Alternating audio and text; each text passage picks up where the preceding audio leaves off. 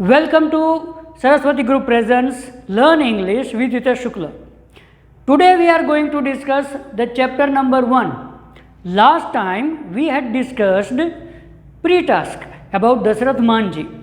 Today we are going to discuss about treks to Tajnagar, which is the part of the chapter number 1 against the odds. Against the odds નો મતલબ થાય છોકરાઓ against માની ની સામે, ઓડ્સનો મતલબ થાય problem. તો ઘણા લોકો પ્રોબ્લેમને આગળ પ્રોબ્લેમની પાછળ પાછળ ચાલ્યા જાય. ઘણા લોકો જે છે એ પ્રોબ્લેમના સામા થાય. એનો મતલબ કે પ્રોબ્લેમની સામે ફાઇટ કરીને પ્રોબ્લેમને હરાવે અને પોતે જીતે. પ્રોબ્લેમની સામે હારી ન જાય, પ્રોબ્લેમ્સને હરાવે. એના એક્ઝામ્પલ 3 આ પાઠની અંદરમાં આપ્યા છે, જેમાંથી પહેલું જે છે એ છે ટ્રેક્સ ટુ તાજનગર. આ પાઠની અંદરમાં એક એવા લોકોની વાત છે જે લોકોએ શરૂઆતની અંદરમાં ખૂબ બીજા ઉપર આધાર રાખ્યો, ખૂબ વેઇટ કરી, અંતે પોતે પોતાના ઉપર આખી જવાબદારી લીધી અને પરિણામે રિઝલ્ટ ચેન્જ થયું. વાત છે હરિયાણાના તાજનગર ગામની. તાજનગર ગામ 3000 માણસો રહીએ, મોટાભાગના એમાં ફાર્મર છે. હવે એ લોકોનો મેઇન 2 બિઝનેસ છે, એક છે ફ્લાવર્સનો અને એક છે મિલ્કનો. મિલ્ક લઈને એટલે કે દૂધ લઈને અને કાં તો ફૂલ લઈને એ લોકોને જવાનું હોય છે રેવર, ગુરગાંવ અથવા તો દિલ્હી. પણ દિલ્હી, ગુરગાંવ અને રેવર જવા માટે એને ડાયરેક્ટ તાજનગરથી ટ્રેન નથી મળતી. એટલા માટે થઈને એને કાં તો હાલી મંડી જવું પડે અને કાં તો પાટલી જવું પડે. હાલી મંડી અને પાટલી તાજનગરથી 6 કિલોમીટરના અંતરે છે. બેયનું અંતર છે એ કેટલું છે? 6 કિલોમીટર્સ, 6 કિલોમીટર. તો આ લોકોને શું કરવું પડે ભાઈ? પહેલાં પોતાનો જે કાંઈ પણ ફૂલનું વજન હોય અથવા તો દૂધ હોય, જે હોય એ લઈને પહેલાં જેમ તેમ કરીને હાલી મંડી અથવા તો પાટલી પહોંચે, જે અહીંયાથી 6 કિલોમીટર થાય. ટ્રાન્સપોર્ટેશનનો કોઈ વ્યવસ્થા એટલી બધી છે નહીં. અને ત્યાંથી પછી એ લોકોને ટ્રેન મળે રેવર, ગુરગાંવ કે દિલ્હી માટે. સ્ટુડન્ટ્સને પણ આ જ રીતે, સ્ટુડન્ટ્સને પણ સીધી તાજનગરથી ટ્રેન ન મળતી. એ લોકોને પહેલાં કાં તો પાટલી જવું પડે કાં તો હાલી મંડી જવું પડે અને ત્યાંથી એ લોકો દિલ્હી જાય અથવા તો ગુરગાંવ જાય અથવા તો રેવર જાય. હવે 1982ની અંદરમાં આ લોકોએ એક ડિમાન્ડ શરૂ કરી, કારણ કે એના ગામની પાસેથી પાટા પસાર થયા, રેલવેના પાટા જે છે એ નીકળ્યા. એટલે આ લોકોને એમ કે પાટા નીકળ્યા છે તો હવે સ્ટેશન પણ આવશે, એનો મતલબ કે રેલવે સ્ટેશન પણ અહીંયા આવશે અને ટ્રેન છે અહીંયા ઊભી રહેશે. આપણે હવે 6 કિલોમીટર પાટલી કે હાલી મંડી નહીં જવું પડે, આપણને અહીંથી જ ટ્રેન મળી જશે અને સીધા આપણે અહીંથી ગુરગાંવ, રેવર કે દિલ્હી પહોંચી જશું. આપણી માથાકૂટ, સંઘર્ષ ઓછો. પાટા આવ્યા. આએગા આએગા આએગા આએગા આને વાલા, આએગા આએગા આએગા. અશોક કુમારનું આ ગીત છે, બહુ જૂનું છે મારું. તો એ રાહ જોતા રહ્યા, રેલવે સ્ટેશન આવશે આવશે આવશે આવશે. એ ગવર્મેન્ટને રિક્વેસ્ટ કરતા રહ્યા. આમ 25 વર્ષ વયા ગયા. 25 years past. બહુ લાંબો સમય વયો ગયો. પણ government said that they have no funds. ગવર્મેન્ટે કહી દીધું એ લોકો પાસે, એટલે કે રેલવેઝે કીધું કે ભાઈ અમારી પાસે ફંડ નથી એટલે રેલવે સ્ટેશન અમે નહીં આપીએ. સો આફ્ટર 25 years એ લોકોએ નક્કી કર્યું કે ચાલો let's carve our own path on our own way. આપણે આપણી રીતે આપણો રસ્તો કંડારીએ, આપણે આપણું નસીબ આપણી જાતે બનાવીએ. તો નક્કી કર્યું કે હવે શું કરવું છે, તો કે આપણે રેલવે સ્ટેશન બનાવીએ. એ જમાનામાં જે સરપંચ હતા એ અને બધા ભેગા થયા, બરાબર, અને 11 જણાની ટીમ બનાવી. 2008ની અંદરમાં છોકરાઓ, 2008ની અંદરમાં એ લોકોએ રિઝોલ્યુશન પાસ કર્યું કે ગામના લોકો પોતાની જાતે રેલવે સ્ટેશન બનાવશે. પૈસા જોશે, ફંડ ઉઘરાવો, ફાળો કરો. તો ગામની અંદરમાં ટોટલ 3000 માણસો, એમાંથી મોટા ભાગના જે છે એ ખેડૂતો છે, પણ એ લોકોએ ફાળો આપ્યો સાહેબ. કોઈએ 3000 રૂપિયા આપ્યા, તો કોઈએ 3000થી લઈને 75000 રૂપિયા સુધી ફાળો આપ્યો. એની વચ્ચે બધાએ ફાળો આપ્યો અને બધાએ ભેગા થઈને 21 લાખ રૂપિયા ભેગા કર્યા. કેટલા? 21 લાખ. 1982ની અંદરમાં એને ડિમાન્ડ રેઇઝ કરી. 2008ની અંદર સુધી ઘટના કંઈ બની નહોતી. 2008ની અંદરમાં એણે ડિસિઝન લીધો કે આપણે જાતે કરવાનું છે કામ, અને 2010ની અંદરમાં રેલવે સ્ટેશન ઊભું હતું. In 2010 the railway station was there standing. અને પહેલું ભારતનું એવું રેલવે સ્ટેશન કે જેની અંદરમાં ગવર્મેન્ટે 1 રૂપિયાનો ફાળો આપ્યો નહોતો. Not a single rupees contribution by the government, means the railways. અને પહેલું એવું રેલવે સ્ટેશન ત્યાં ઊભું થઈ ગયું. Now the question is how it happened, what we can learn from this incident, which is a real incident. હરિયાણાના ગામ તાજનગરની આ વાત છે. શું આપણને શીખવા મળે છે આ પાઠમાંથી? Number 1, independence is 100 times better than dependence. બીજા ઉપર આધાર રાખવો એના કરતાં પોતાના પગ ઉપર જે કાંઈ પણ થાય એ કરવાની માનસિકતા સારી છે, પણ સમજી વિચારીને, બધી જગ્યાએ નહીં. જ્યાં સુધી બીજા ઉપર આપણે ડિપેન્ડ રહીએ છીએ ત્યાં સુધી આપણે વેઇટ કરવી પડે છે. પણ જ્યારે આપણે ખુદ કરવાનું નક્કી કરીએ છીએ, so then after we don't have to wait, then we have to work. પછી આપણે કામ કરવાનું હોય. બીજી વસ્તુ એક શીખવા મળે એ હંમેશા આ જગતમાં જરાક અઘરું પડશે, પણ દેખાતા તો લાગે છે સાહેબ. આપણે વર્ષોથી સાંભળીએ છીએ, વડીલો પાસેથી સાંભળીએ છીએ, સંતો પાસેથી સાંભળીએ છીએ, સમજદાર લોકો પાસેથી સાંભળીએ છીએ, બરાબર. ઘણી જગ્યાએ તમે રિક્ષાની પાછળ પણ તમે લખેલું જોશો, બરાબર, ઠાકર કરે એ ઠીક. ભગવાન જે કરે એ હંમેશા હારાહાટું જ કરે. એનું એક સામાન્ય અને નજરે દેખાતું એક્ઝામ્પલ, ઉદાહરણ એ છે આ તાજનગરની ઘટના. જો રેલવે સ્ટેશને પહેલેથી જ એને ફંડ આપી દીધો હોત તો તાજનગર આજે ભારતમાં બધી જ જગ્યાએ ફેમસ ન હોત. આજે વિશ્વની અંદરમાં એટલું ફેમસ ના હોત, પણ આજે એ છે. આપણે એનો પાઠ ભણીએ છીએ. પાછળનું કારણ શું? તો કે રેલવે સ્ટેશને, રેલવેએ એને ફંડ ન આપ્યું. તો એ સમયે તો ખરા બને એવું કે દુઃખની ઘટના કહેવાય કે ભાઈ રેલવે ફંડ ન આપ્યું, બરાબર. પણ અંતે એ બહુ જ સુખદ ઘટનામાં પરિણમ્યું. કારણ કે રેલવેએ જો ફંડ નથી આપ્યું તો જ આ લોકો જાણી શક્યા ને કે યુનિટીની તાકાત શું છે. Unity is the strength. સંકલ્પની તાકાત શું છે. That was the matter. તો આ આપણે આમાંથી શીખવાનું થાય છે. That unity is strength. Whatever happens for good. Decision can change the destiny. Decision can change the destiny. તો આ પાઠનો સાર આખો ફરી એક વખત આપણે એકદમ ટૂંકમાં જોઈ લઈએ, પછી આ જ પાઠનો આપણે ફરી પાછું ઇંગ્લિશ જોઈશું.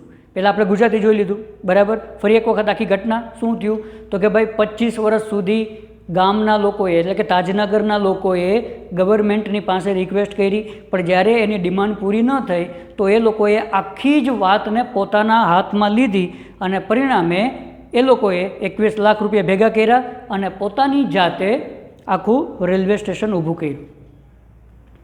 ગામની અંદરમાં 3000 લોકોની વસ્તી છે અંદાજિત. એમાંના મોટા ભાગના જે છે એ ફાર્મર્સ છે. હવે એ લોકોને દૂધ અને ફૂલનો બિઝનેસ છે, જે મેં યુટ્યુબમાં જોયું, રાઈટ. અને એને હિસાબે એ દૂધ અને ફૂલ કાં તો એ ગુરગાંવ પહોંચાડે, કાં તો એ દિલ્હી પહોંચાડે અને કાં તો રેવર પહોંચાડે. પણ ત્યાં પહોંચાડવા માટે એ લોકોને તાજનગરથી સીધી ટ્રેન નથી મળતી, એટલે એ લોકોને કાં તો હાલી મંડી જવું પડે અને કાં તો પાટલી જવું પડે. પણ આ બે જે છે એ તાજનગરથી 6 કિલોમીટરના અંતે છે. છોકરાઓને કોલેજ જવું હોય તો પણ આ જ મુશ્કેલી છે. 1982ની અંદરમાં એ લોકોએ ડિમાન્ડ શરૂ કરી, વધારી, રેઇઝ ધ ડિમાન્ડ. પણ જ્યારે ડિમાન્ડ પૂરી ન થઈ ત્યારે ગામના લોકોએ બધાએ ભેગા થઈને નક્કી કર્યું કે આપણે જાતે જ આમાં કંઈક કરીએ. અને નક્કી કર્યું કે આપણે બધા જાતે રેલવે સ્ટેશન બનાવશું, આપણી જાતે બનાવશું. અને એના માટે થઈને 11 જણાની એક ટીમ બની. ટીમે ગામના લોકો પાસેથી ફાળો ઉઘરાવ્યો. કોઈએ 3000 દીધા, કોઈએ 5, 25, 30, 40 જેવી જેની શ્રદ્ધા ભક્તિને શક્તિ, પણ 3000થી લઈને 75000 સુધીની રકમ ગામ લોકોએ આપી અને પરિણામે એ લોકોએ 21 લાખ રૂપિયા ભેગા કરીને પોતાનું રેલવે સ્ટેશન બનાવ્યું. ક્યારે શરૂ કર્યું? 2008, 2008ની અંદરમાં એણે શરૂ કર્યું અને 2010, 7મી જાન્યુઆરી 2010ના રોજ ભારતનું પહેલું એવું રેલવે સ્ટેશન કે જેની અંદરમાં ગવર્મેન્ટનો 1 રૂપિયાનો ફાળો નહોતો, એ ચાલતું થઈ ગયું, કામ કરતું થઈ ગયું. શરૂઆતમાં ત્યાં 6 ટ્રેન જે છે એ ઊભી રહેતી હતી અને પછી આગળ જતાં ટ્રેન વધતી ગઈ. નાવ આ જ આખા જે પાઠનો જે સમરી હતો, તો જે આખો પાઠ આવી ગયો આમાં, બરાબર છે, એને આપણે ઇંગ્લિશમાં સમજવાનો પ્રયત્ન કરીએ. કારણ કે આપણી હંમેશા માનસિકતા એવી રહેશે કે આપણે ગોખવાનું કંઈ નથી, બંને ત્યાં સુધી આપણે ગોખશું નહીં. આપણે શું કરશું છોકરાઓ? આપણી જાતે લખતા શીખવું, સેન્ટેન્સ ફોર્મેશન જાતે બનાવતા શીખવું. તમે એમ કહેશો કેવી રીતે? We can get the help from the book, but most of time we will make hour on sentence. જેમ કે હવે આ જ ટ્રેક્સ ટુ તાજનગરની આખી વાત છે, એને આપણે આપણી ભાષામાં કહેવી હોય તો હું મારી ભાષામાં કહું, તમે સાંભળો. Tajnagar is a small village. It is located in Haryana.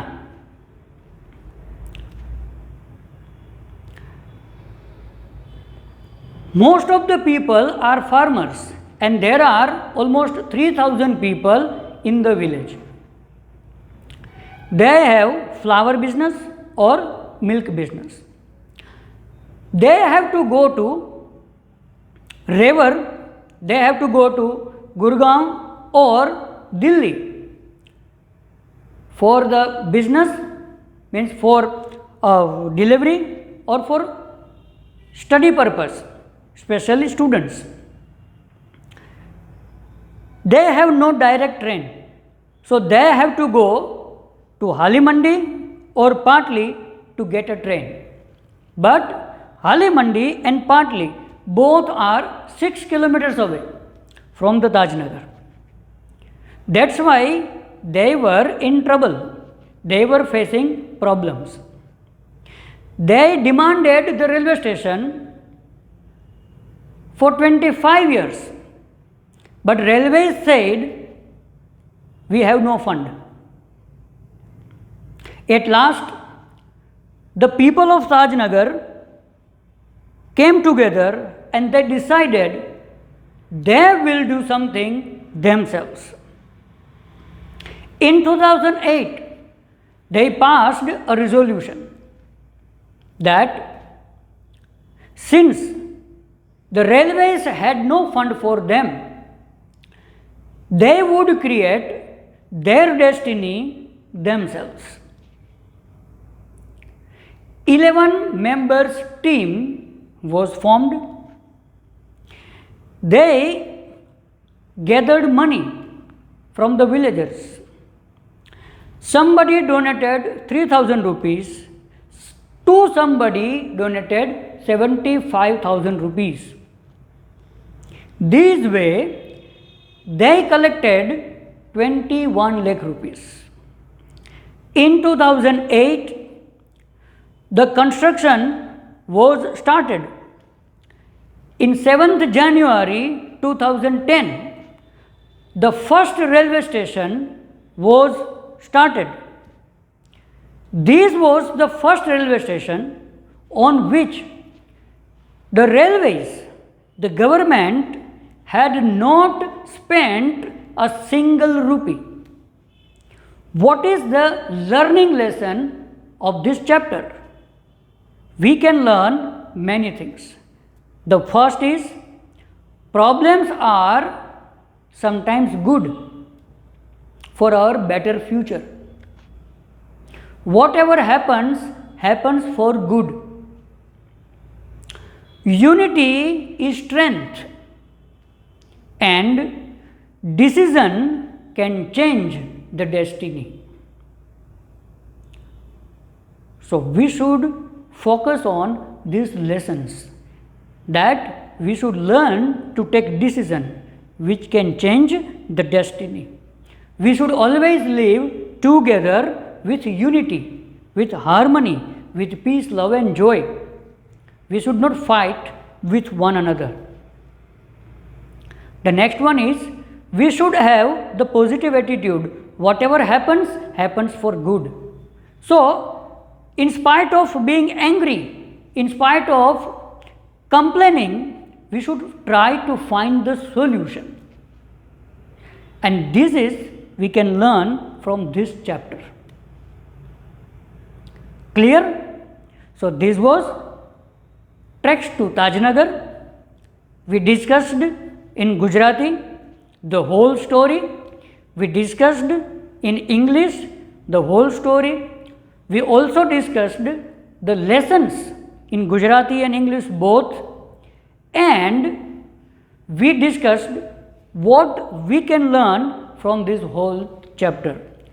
Next time we will discuss the next point, which is Sitapur's light, which is also a part of the chapter number 1, against the odds. Clear? So it was a very nice talking with you, and thank you very much for watching this video. I would like to give you a free advice that listen this video again and again, especially English part.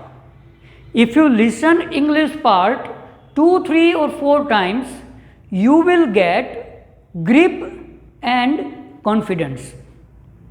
You will learn to understand English, and that's why I am trying to speak English as slowly as possible and as easy as possible, just from your point of view. So this was all about today's lecture, sir. We discussed today the chapter number 1's first topic, that is Treks to Tajnagar, and how a group of village people, changed their own destiny by their own effort in spite of being dependent on somebody or on someone else. So learn to take decision, be always united, take care of yourself and keep smiling. Namaste.